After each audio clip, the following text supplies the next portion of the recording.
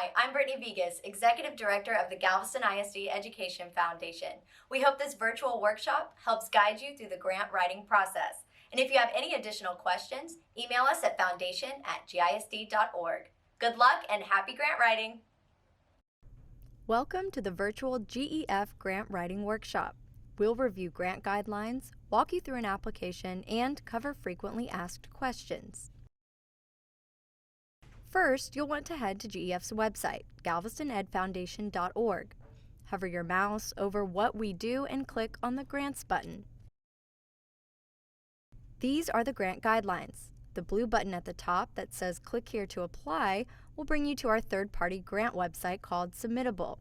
On Submittable, you'll create a login where you can work on your application, save and return whenever you'd like. We'll cover more here later. Let's review the guidelines. Only GISD employees are eligible to submit applications, and all projects must directly benefit GISD students and align with GEF's mission to enrich the educational experience and prepare students for the future. There are 3 application types to solicit funding from GEF. Grant Cycle. The application we're discussing today provides support for innovative projects that impact student learning. Individuals, teams, campuses, and departments are welcome to apply for grant awards up to $10,000.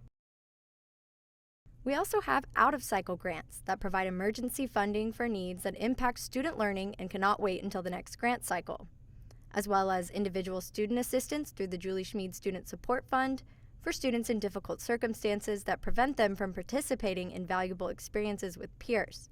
This fund awards up to $500 per student. If your project request exceeds the above amounts, you're still encouraged to apply. Funding amounts are at the discretion of the GEF Grants Committee, who may choose to partially fund or exceed these limits. The next few sections on this screen we will discuss when looking at the application. Let's discuss things to avoid. Generally, funds will not be awarded for capital improvements, salaries and fees for speakers. While it can be considered an educational experience, this is also money leaving the district. Subscription services and renewals. However, a committee may approve the first year of a subscription service as a test run. Single-use items like snacks, awards, trophies, and t-shirts.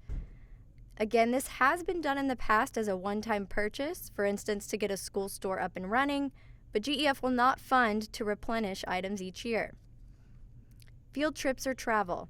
This is another considered on a case-by-case basis, and we typically encourage educators applying for travel to instead consider the Julie Schmid Student Support Fund.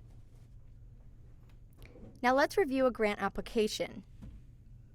Project coordinators. All proposals must identify a project coordinator who's responsible for overseeing the implementation of the grant and communicating with GEF. The principal at the respective campus must assume or reassign responsibility if the project coordinator becomes unavailable or does not fulfill the duties associated with the grant.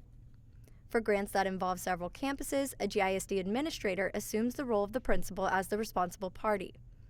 You may only serve as project coordinator on one grant, but you may be listed as an additional team member on another. Fill out your email, campus, and issue area. Funding priorities. In an effort to support GISD's strategic plan, GEF has aligned its funding priorities with the Board of Trustees' goals for student outcomes. All applicants will select one of the issue areas listed below when they submit their project for consideration. Applicants are encouraged to think creatively about how they can design projects that will contribute to improving academic performance in the identified issue areas. These are early literacy, high school readiness, college and career readiness, and innovation. Under this next section, please list any individuals who will be directly involved in your grant. This is not a quantity over quality question. More names will not get you more points. Please list only individuals participating in the grant. Click this box to certify that you've reviewed the guidelines and have the necessary support to proceed. Also, please review our mission and vision to be sure your project aligns with GEF's goals. Now you get to tell us about your project. Be creative with your name. This is what you'll see written on your big check if your grant is awarded, so have a little fun. Amount requested. Please include the exact total that you were quoted from the vendor, shipping included. Summarize your project and answer the questions: what are you asking for specifically? What is the problem you're trying to solve? How will the project involve and challenge students? Why should this project be funded? These are questions to consider answering here. This should be the overview of your project.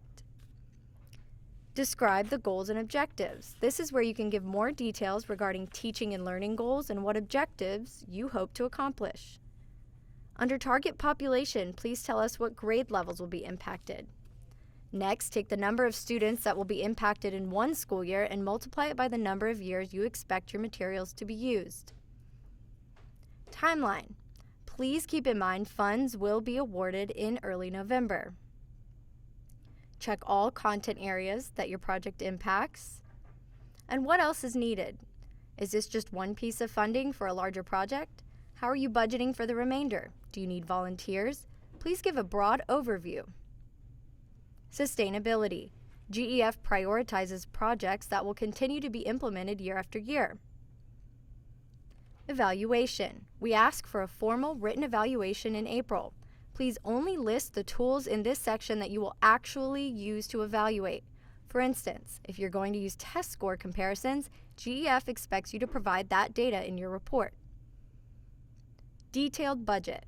As mentioned earlier, the budget needs to be a direct reflection of what you were quoted from your GISD approved vendor, shipping included. We understand these amounts may change slightly after funds are awarded, and that's okay. Try to be as close as possible. If you're applying for a specific campus, you must have principal support. If you're a district-wide employee, an administrator is okay too. If your project requires any kind of installation to the physical building, you must get approval from GISD's Director of Facilities. If your project is technology related, you must get approval from MIS. Any additional materials, including photos, reports, brochures, etc., are welcome. A few other guidelines to make note of. Make sure to include additional costs for shipping or a written statement for free shipping. Follow Galveston ISD purchasing guidelines, including use of approved Galveston ISD vendors. You can also add a vendor. Please see the finance department on how to do that. Consult with your school's financial secretary before the budget is submitted. Items purchased using grant funds belong to a campus unless the GEF board and principal approves a transfer to another campus. We wish you the best of luck, and if you have any further questions, please email foundation@gisd.org.